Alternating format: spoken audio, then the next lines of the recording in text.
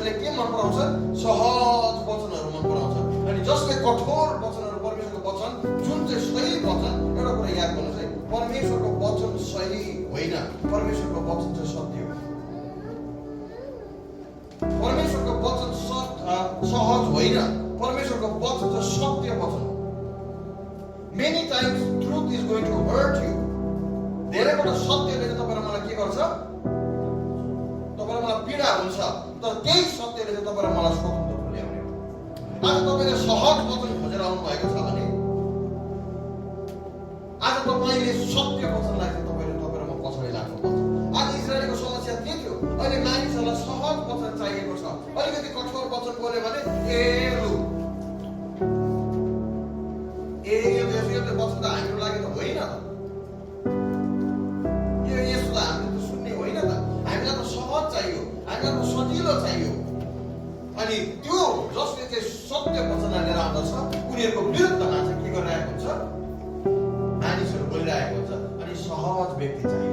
मण्डली फेरिहाल्नु पर्यो, उता जानु पर्यो, गुरुबाले ठिक यहाँ त भनिरहेको छ, अनलाइनमा त, युट्युबमा त भनेको छ त। हामीलाई सत्य वचनको खाँचो छ। आज प्रिय, आज मण्डली, एनआरएक्सीको मण्डली चाहिँ सत्य वचन सुन्ने योग्यको र त्यो कठोर हृदय भएको हामी हुन सक्नुपर्छ। हामी सत्य वचन, ट्रुथ, हामीलाई चाहिँ सत्य वचनलाई चाहिँ परमेश्वरको वचनलाई सहन सक्ने विश्वासीहरू हामी हुन सक्नुपर्छ। त्यो चाहिँ मेच्योर्ड विश्वासी हो। मेच्योर्ड विश्वासी को भनेर सोध्नुहुन्छ भने जसले परमेश्वरको सत्य वचनलाई ग्रहण गर्न सक्छ, त्यो चाहिँ मेच्योर्ड विश्वासी हो। मेच्योर्ड हुनको लागि यहाँ गुरुबाको हातमा टाउको थापेर मात्र मेच्योर्ड हुँदैन।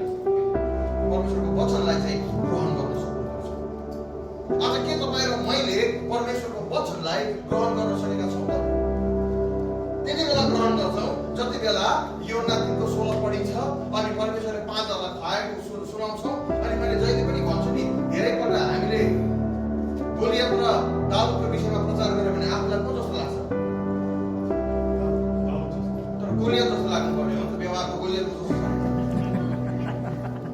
बाइबलको जुनै कुरा पढ्दै गयो भने राम्रो राम्रो राम्रो आफ्नो लागिहाल्छ। बुझ्नुहुँदैछ नि? आज गोलियत भन्दा कम छैन नि।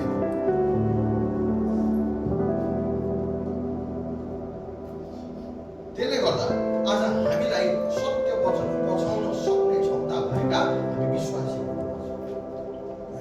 अनि त्यो चाहिँ मेच्योर्ड विश्वासी हो।